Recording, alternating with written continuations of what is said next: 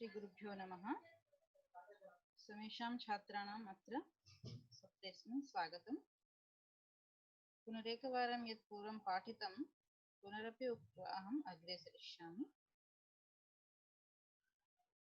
लघुसिद्धान्तकौमुद्याम् आत्मनेपदप्रक्रिया प्रचलति। तत्र अपह्नवेद्यः इति सूत्रम्। अपह्नवः अपलापः।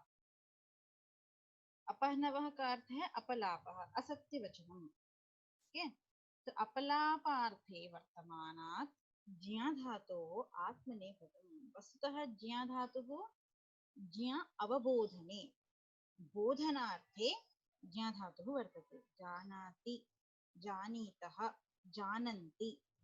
ठीक है, तो जानाति ज्ञा धातुः परस्मैपदी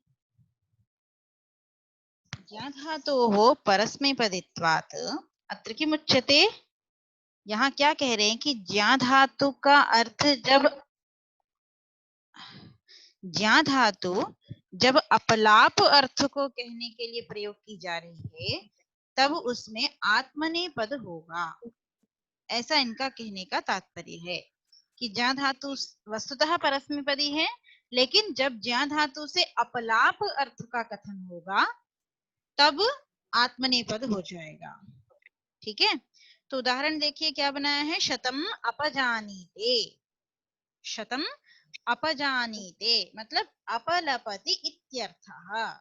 100 रुपए के लिए वहां अपलाप कर रहा है, झूठ बोल रहा है, गलत बोल रहा है। ठीक है, तो यहाँ पे अपजानीते, जानीते इस प्रकार आत्मनेपद का प्रयोग कर रहा है। जानीते, ठीक है ना। तो जानीते, जानाते, जानते कब अपलाप अर्थ में आत्मनेपद होगा तो इस प्रकार रूप चलेंगे। ठीक है ना, तो अपलाप अर्थ में वर्तमान ज्ञा धातु के आत्मनेपद का विधान किया। इस प्रकार अपहनवेद्य यह सूत्र पूर्ण हुआ। ठीक है, आत्मनेपद में आत्मनेपद संज्ञा का 9 प्रत्यय त आताम छ धास आथाम त्वम इट वही वही ये प्रत्यय हो जाएगा। ठीक है ना, आगे चलते हैं। आगे सूत्र है अगला अकर्मकाच्च। अकर्मकाच्च सूत्र मैंने अभी इसके विषय में बताया कि अकर्मकाच्च अकर्मक धातु। ठीक है, अकर्मक धातु जिस धातु का उत्तर आपको कर्म में न मिल रहा हो, जैसे गच्छति, कुत्र गच्छति, तो आपको उत्तर क्या मिला, ग्रामम गच्छति। तो कर्म में उत्तर मिल रहा है, इसलिए गम धातु गच्छति क्रिया क्या हुई, सकर्मक क्रिया हो गई। गम धातु सकर्मक धातु।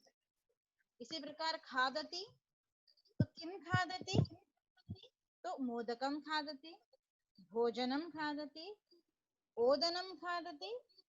तो खाद धातु का भी उत्तर आपको कर्म में मिल रहा है, अतः खाद धातु अभी सकर्मक धातु। ठीक है, अब है शेते।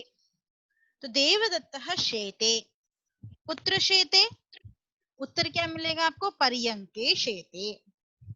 तो पर्यंके सप्तमी में आपको प्रत्युत्तर मिला, मतलब क्या हुआ, आधारोधिकरणम सप्तम्यधिकरणे च, अधिकरण में सप्तमी का प्रयोग हुआ है यहाँ पे। तो पर्यंके उत्तर आपको अधिकरण में मिला, कर्म में नहीं मिला। इस प्रकार शेते शीं धातु क्या हुई, कर्मणा रहितः अकर्मकः, अकर्मक धातु हो गई शीं धातु। तो इस प्रकार जिन भी धातु का उत्तर आपको कर्म में नहीं मिल रहा है वो धातु कहलाती है अकर्मक धातु। ठीक है, यहाँ पे क्या कह रहे हैं, अकर्मकाच्च इस सूत्र से क्या विधान किया जा रहा है ये हमें पढ़ना है। अब क्या कह रहे हैं, जानाते हे अकर्मकात् अकर्मक क्रियावचनात् आत्मनेपदम्। इस सूत्र में ऊपर के सूत्र से मतलब अपहनवेज्य, इस सूत्र से ज्ञ की अनुवृत्ति ले लेंगे हम, और आत्मनेपदम की तो अनुवृत्ति चल ही रही है, प्रकरण चल रहा है। तो जानाति अकर्मक ज्ञा धातु से मतलब अकर्मक क्रिया को कहने वाली अकर्मक क्रियावाची जो ज्ञा धातु है उससे आत्मनेपद होगा। वस्तुतः जानाति सकर्मक धातु है, लेकिन जब अकर्मक बन रही होगी ज्या धातु, तब उससे आत्मनेपद होगा। जब धातु सकर्मक होगी तब आत्मनेपद नहीं होगा। ठीक है। अकर्तृभिप्राय वस्तुतः अकर्मक है ना। कह रहे अकर्तृभिप्रायार्थम इदम कर्तृभिप्राये ही अनुपसर्गाद्य। आचार्य ध्वनि धीमे आ रही है। हेलो, अब ठीक है। क्या प्रॉब्लम है? अच्छा, ध्यान देना कि अकर्मक धातु, ये जो ज्या धातु है, जानाति, ठीक है, जानाति, किम जानाति, अर्थम जानाति, ठीक है, वेदम जानाति, शब्दम जानाति, ठीक है ना। तो कह रहे हैं कि अनुपसर्गाज्य, परस्मै पद प्रकरण में एक सूत्र है अनुपसर्गाज्य, परस्मै पद प्रकरण में नहीं, बल्कि ये जो स्वरितयितः कर्तृभिप्राये क्रियाफले, ये हमने सूत्र पढ़ा था ना, इसके आगे सूत्र आता है अष्टाध्यायी के क्रम में अनुपसर्गाज्य। ये सूत्र क्या कहता है? अनुपसर्ग मतलब उपसर्ग रहित ज्या धातु हो तो कर्तृभिप्राये क्रियाफले आत्मनेपदम, मतलब क्रिया का फल जब कर्ता को मिल रहा हो, मैंने समझाया था पहले, क्रिया का फल जब कर्ता को मिल रहा हो तो आत्मनेपद हो जाता है। ठीक है। स्वरित, स्वरितेत और यित धातु से आत्मनेपद हो जाता है। वो किस सूत्र में बताया था मैंने आपको? स्वरित यितः कर्तृभिप्राये क्रियाफले, ठीक है ना। उसी प्रकरण में ये सूत्र है, ये कह रहा है कौन सा? अनुपसर्गाज्य। ये कह रहा है उपसर्ग रहित ज्या धातु है अगर, तो वहां पर भी क्रिया का फल यदि कर्ता को मिल रहा है तो आत्मनेपद होगा। ठीक है। तात्पर्य क्या हुआ कि यदि क्रिया का फल कर्ता को नहीं मिल रहा है तो परस्मै पद हो जाएगा। यही तात्पर्य हुआ ना। जैसे क्री धातु से करोति और कुरुते दोनों प्रयोग बनते हैं। जब क्रिया का फल कर्ता को मिल रहा है तो करो, कुरुते आत्मनेपद होगा, कुरुते। और जब क्रिया का फल कर्ता को नहीं मिल रहा है तो परस्मै पद में रूप बनेगा करोति। इसी प्रकार यहाँ पर भी अनुपसर्गाद्य है इस सूत्र से जानीते, जब क्रिया का फल कर्ता को मिल रहा है, जानीते आत्मनेपद, और जब क्रिया का फल कर्ता को नहीं मिल रहा है तब क्या होगा?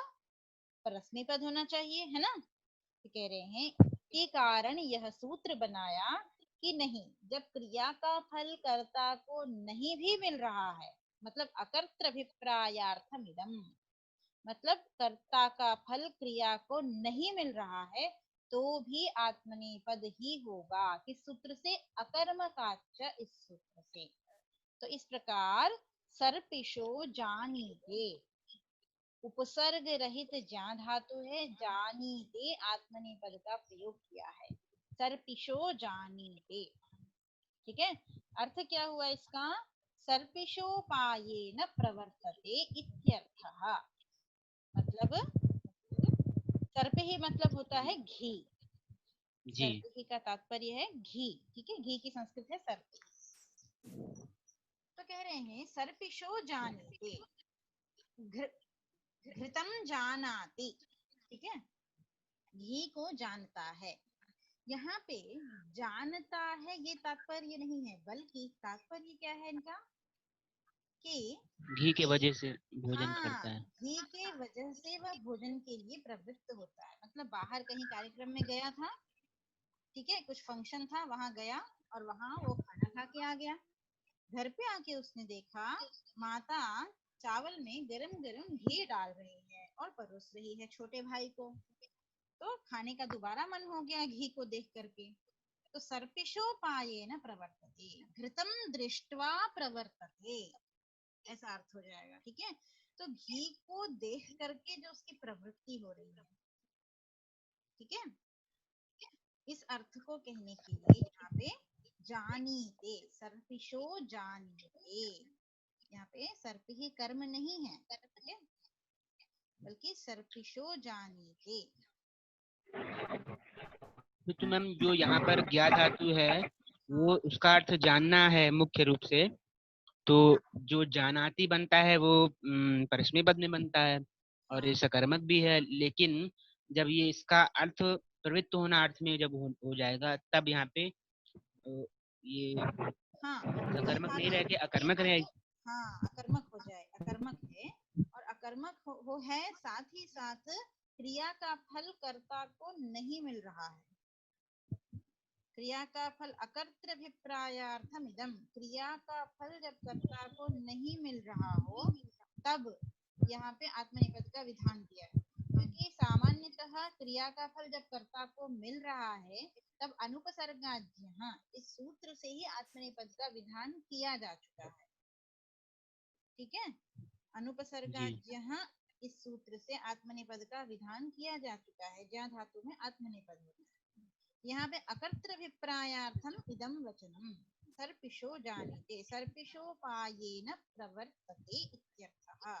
वह प्रवृत्त हो रहा है, घी को देख करके उसकी प्रवृत्ति हो रही है कि मैं फिर दोबारा से भोजन कर लूं, ऐसी उसकी प्रवृत्ति हो रही है। ठीक है, सर्पिशो जानीते। और ऐसा भी कह सकते हैं कि मधुरम जानीते। ठीक है, मतलब एक कमरे में नमकीन रखी है, मीठा रखा है, बहुत कुछ रखा है, लेकिन वो अंदर क्यों जा रहा है, उसको कुछ नहीं दिखाई दे रहा है, बस मधुर रखा है इतना वो जानता है, बाकी उसको किसी चीज से कोई मतलब नहीं। ठीक है जी हाँ, ये तात्पर्य है इसका।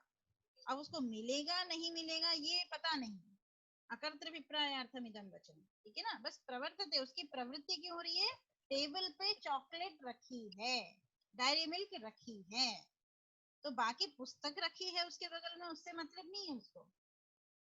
वो वहां अंदर क्यों प्रवृत्त हुआ, चॉकलेट रखी है, डायरी मिल्क रखी है, इसलिए वो रूम के अंदर प्रवृत्ति हुई। आई बात समझ में? जी मैम, जो यहाँ पे जो जानना है, जानना अर्थ है वो ना वो होते हुए भी पर जो प्रवृत्त हो रहा है मुख्य रूप से वो यहाँ पे अर्थ है। हाँ, प्रवर्तते, प्रवृत्ति, प्रवृत्ति तात्पर्य है। ठीक है जी जी ठीक। हाँ, तो इस प्रकार सर्पिशो जानीते, ये आत्मनेपद का प्रयोग यहाँ पे अकर्म का च इस सूत्र से अकर्तृभिप्रायार्थम इदम वचनम। ठीक है, तो इस प्रकार अकर्म का च यह सूत्र हमारा पूर्ण हुआ। और किसी को कुछ पूछना है? चलो ठीक है, आगे बढ़ते हैं हम। आगे सूत्र है उदश्चरः सकर्मकात्। उदश्चरः सकर्मकात्, चर धातु है, उद उपसर्ग है। ठीक है, उद उपसर्ग, उत्पूर्वात्, सूत्र का अर्थ क्या है, उत्पूर्वात् सकर्मकात् चरतेः आत्मनि पदम स्यात्। हेलो, आवाज जी आ मैम। रही है ना? जी जी हाँ, उत्पूर्वात् सकर्मकात् चरतेः आत्मनि पदम स्यात्। चरति धातु यदि उत उपसर्ग पूर्वक होगी और सकर्मक होगी, कर्म सहित, कर्मणा सहित सकर्मक, सकर्मक होगी तो आत्मनेपद हो जाएगा। वस्तुतः चरति धातु परस्मैपदी धातु है। ठीक है, चरति, चरतः, चरन्ति, गावः चरन्ति। ठीक है, तो परस्मैपदी धातु है, लेकिन उदुपसर्ग पूर्वक अगर होगी तो आत्मनेपद हो जाएगा। तो देखो क्या उदाहरण बनाया, धर्मम उच्चरते, धर्मम उच्चरते, मतलब यहाँ पे उच्चारण करना अर्थ नहीं है, उच्चरते का अर्थ उच्चारण करना नहीं है, बल्कि क्या अर्थ किया, उल्लंघ्य गच्छति इत्यर्थः, धर्म को उल्लांघ कर जाता है, धर्मम उल्लंघ्य गच्छति, मतलब धर्म की बिना चिंता किए वह अधर्म में प्रवृत्त हो रहा है। धर्मम उच्चरते, उल्लंघ्य चरते, गच्छति, इस अर्थ में यहाँ पे उच्चरते यह आत्मनेपद का प्रयोग किया है। उत उपसर्ग पूर्वक चर धातु से आत्मनेपद संज्ञक प्रत्यय करके बना आपका उच्चरते। समझ में आया? तो उत्पूर्वक चर धातु से सकर्मक हो गई धर्मम। धर्म यह कर्म है, धर्मम। ठीक है, इस प्रकार आत्मनेपद का विधान कर दिया। धर्मम उच्चरते। आई बात समझ में आई? सूत्र की जरूरत क्यों पड़ी? चर धातु परस्मैपदी है। जब उत उपसर्ग लग जाएगा मैम तो यहाँ पे क्या बोलते हैं, सकर्मक होने से आत्मनेपद हो जाएगा। आत्मनेपद हो जाएगा। उद उपसर्ग होना चाहिए और सकर्मक भी होना चाहिए, तो आत्मनेपद होगा। तो धर्मम उच्चरते बनेगा। ठीक है, इसका अर्थ ये नहीं करना है धर्म का उच्चारण करता है। ठीक है, लंघे में मैम यहाँ पे लेप प्रत्यय है। हाँ, उल्लंघ्य में लेप प्रत्यय, लेवंत रूप है जी। लंघयित्वा, लंघन करके, वहां उद उपसर्ग लगा दिया तो त्वा को लेप हो गया, उल्लंघ्य बन गया। तो चले आगे। जी। आगे आपका सूत्र है दानश्च सा चेत चतुर्थ्यर्थे।